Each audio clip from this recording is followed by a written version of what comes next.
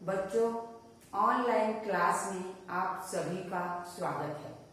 आज हम कक्षा 8वीं बसंत के ध्वनि पाठ का अध्ययन करेंगे। बसंत ऋतु के बारे में आप सभी तो जानते ही होंगे, क्योंकि सभी ऋतुओं में बसंत ऋतुओं का राजा कहलाता है। बसंत ऋतु सबके मन को बहुत ही अच्छा लगता है। सभी ओर हरियाली छाई रहती है, पक्षियों का कलरव सुनाई देता रहता है। ठिठुरना, पसीना, कीचड़ जैसे कोई नकारात्मक तत्व इस ऋतु में नहीं होते। ये बसंत ऋतु की बात है।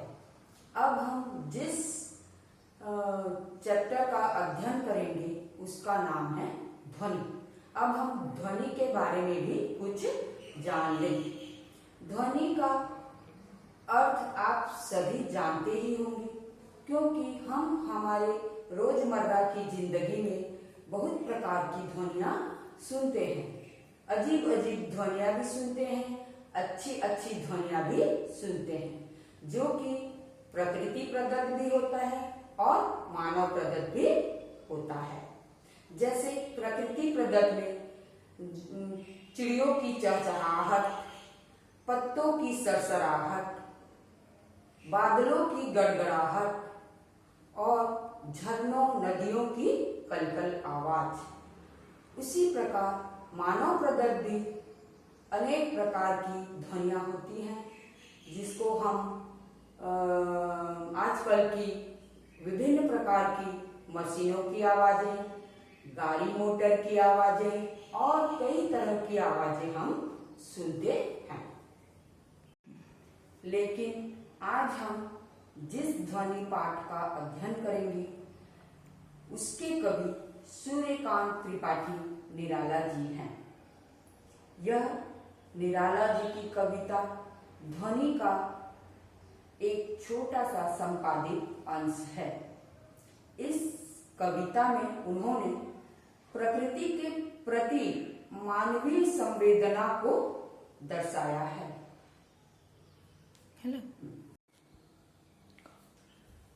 तो बच्चों, अभी हम ध्वनि कविता का पाठ करेंगे। अभी न होगा मेरा अंत, अभी अभी ही तो आया है मेरे मन में मृदुल बसंत, अभी न होगा मेरा अंत। हरे हरे ये पात, डालियां कलियां कोमल गात, मैं ही अपना स्वप्न मृदुल कर करूंगा निद्रित कलियों पर जगा एक प्रत्युष मनोहर। पुष्प पुष्प से तंद्रालस लालसा खींच लूंगा मैं, अपने नव जीवन का अमृत सहर्ष सींच दूंगा मैं। द्वार दिखा दूंगा फिर उनको, है मेरे वे जहां अनंत, अभी ना होगा मेरा अंत। तो बच्चों, ये ध्वनि कविता का एक अंश है। अब हम उसका संदर्भ मैं बताऊंगी। इसमें संदर्भ में लिखना है, प्रस्तुत पद्यांश बसंत के ध्वनि से लिया गया है। इसके कवि सूर्यकांत त्रिपाठी निराला जी हैं। इसका प्रसंग होगा, प्रस्तुत पद्यांश में कवि ने अपने अंतर मन की अनुगुंज कही है, जो अनंत में व्याप्त हो रही है।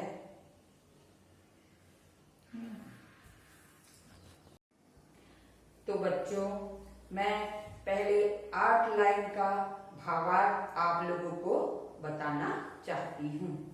अभी न होगा मेरा अंत, अभी अभी ही तो आया है मेरे मन में मृदुल बसंत, अभी न होगा मेरा अंत। हरे हरे ये पात, डालियां कलियां कोमल गात, मैं ही अपना स्वप्न मृदुल कर करूंगा निद्रित कलियों पर जगा एक प्रत्युष मनोहर।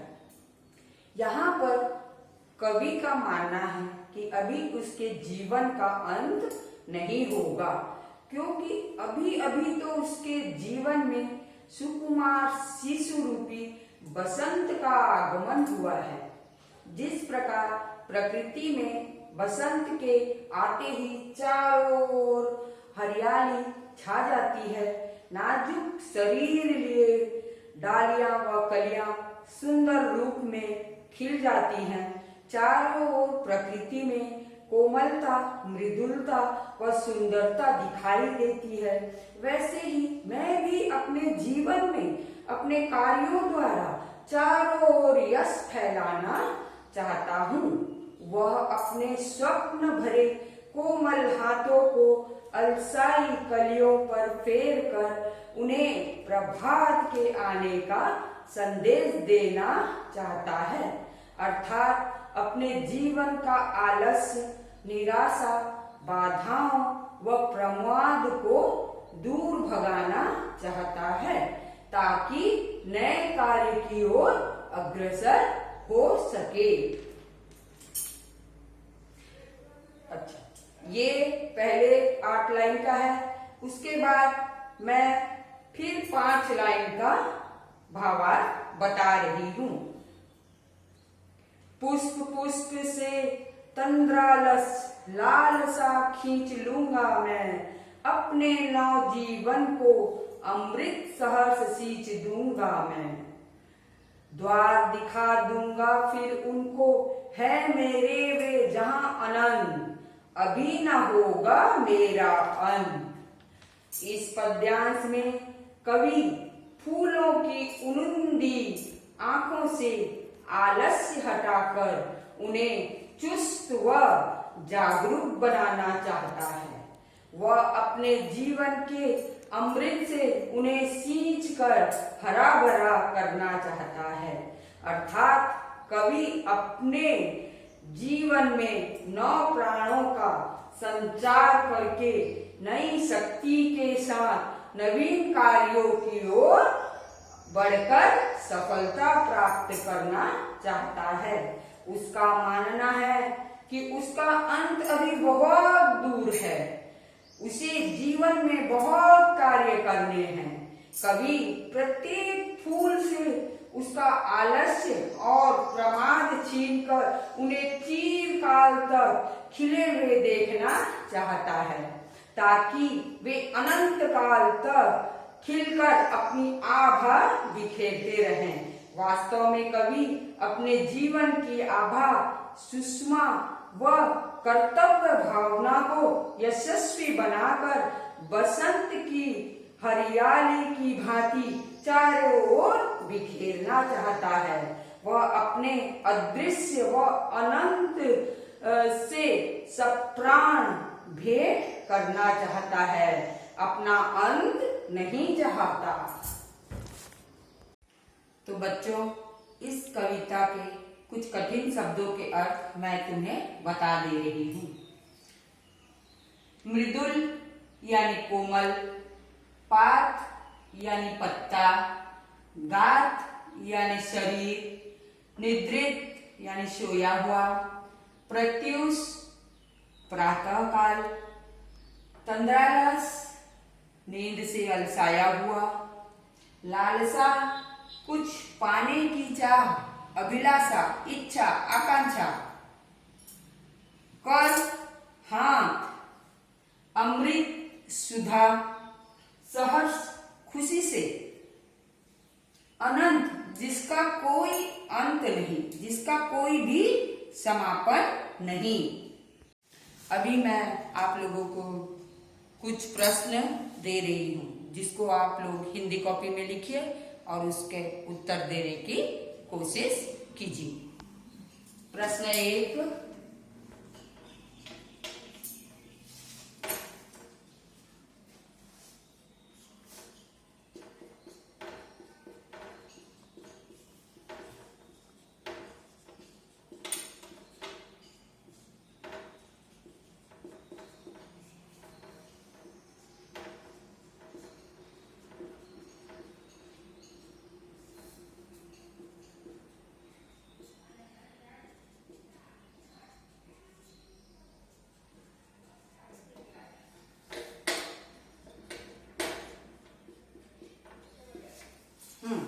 प्रश्न 1, कवि को ऐसा विश्वास क्यों है कि उसका अंत अभी नहीं होगा?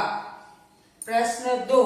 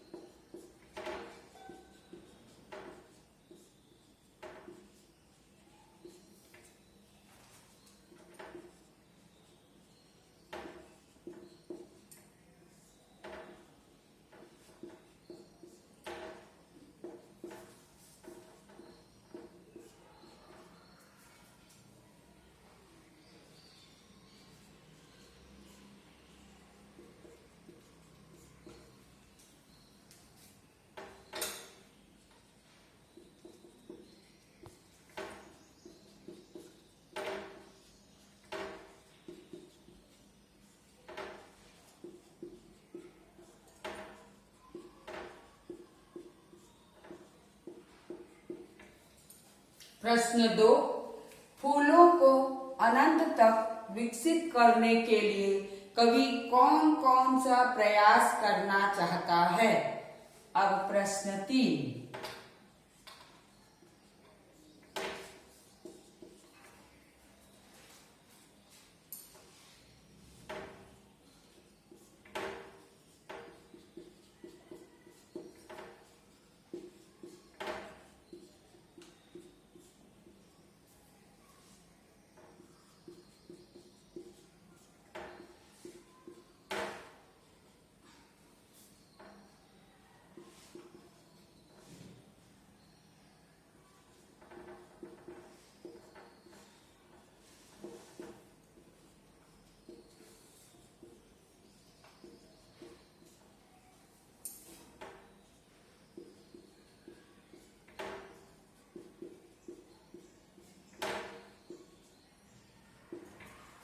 प्रश्न 3, कवि पुष्पों की तंद्रा और आलस्य हटाने के लिए क्या करना चाहता है?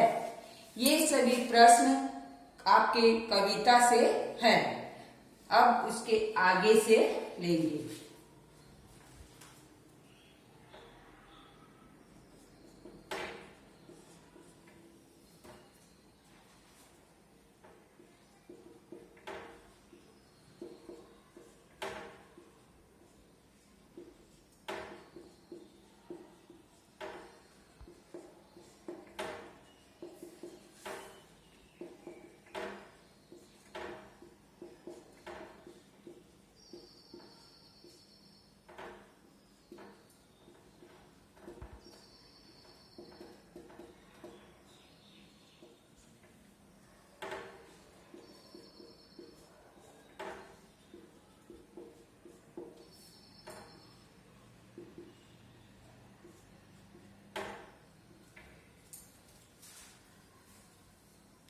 बच्चों, आप लोगों को मालूम है बहुत सी ऋतुएं हैं। उन सभी ऋतुओं में आपको कौन सा ऋतु अच्छा लगता है उसके बारे में कुछ लिखिएगा अपनी हिंदी कॉपी में। अब अगला प्रश्न है।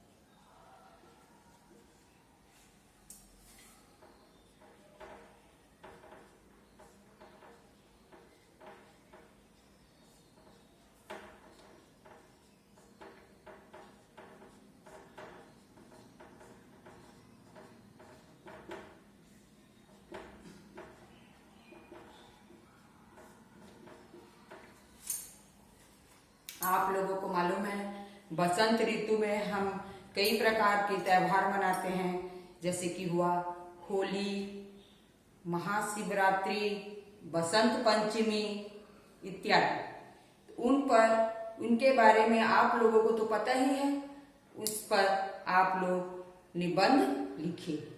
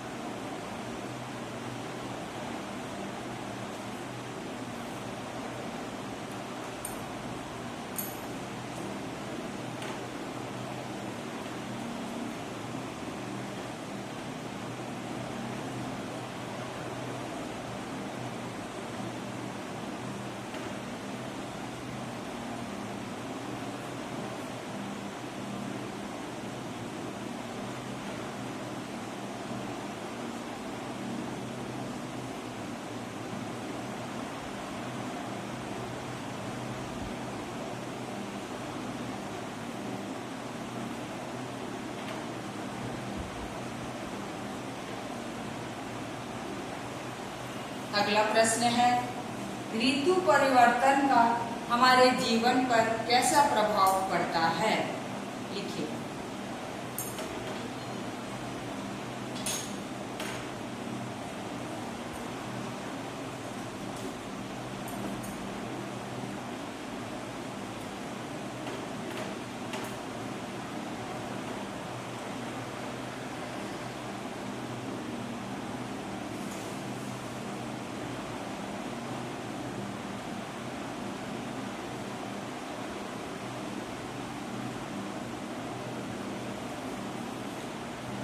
फिर अगला है, बसंत पर कुछ कविताएं लिखिए। आप अपने मन से भी बसंत पर कविताएं लिख सकते हैं या कहीं से संकलन भी कर सकते हैं।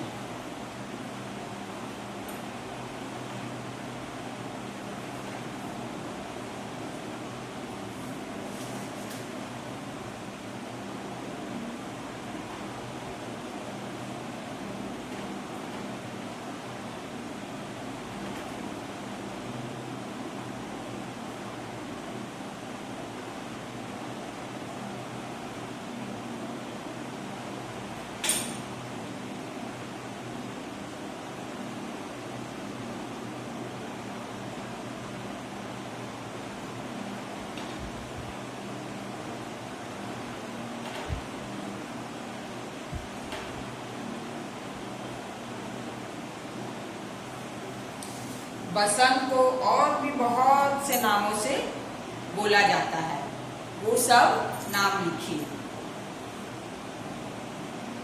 अच्छा, मैं आप लोगों को कुछ वाक्यों में प्रयोग भी दे रही हूँ, जिसको आप लोग लिखिएगा।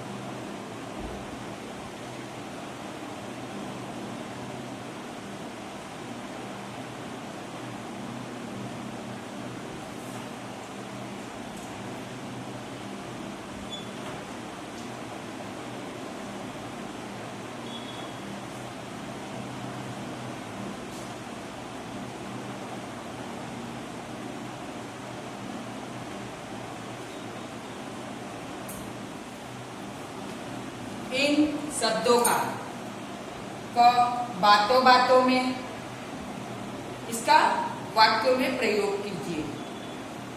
फिर ख रह रह कर, ग लाल लाल, घ सुबह सुबह, ड़ रातों रात, च घड़ी घड़ी। ये हम आम बोलचाल की भाषा में भी प्रयोग करते हैं इन शब्दों का। अतः आप लोग इसको अपनी हिंदी कॉपी में लिखने का कोशिश कीजिए और लिखिए और पढ़िए। आज हमारा ध्वनि चैप्टर यहीं पे खत्म हुआ। हम अगला चैप्टर लाख की चूड़ियां अगले क्लास में फिर मिलेंगे। धन्यवाद।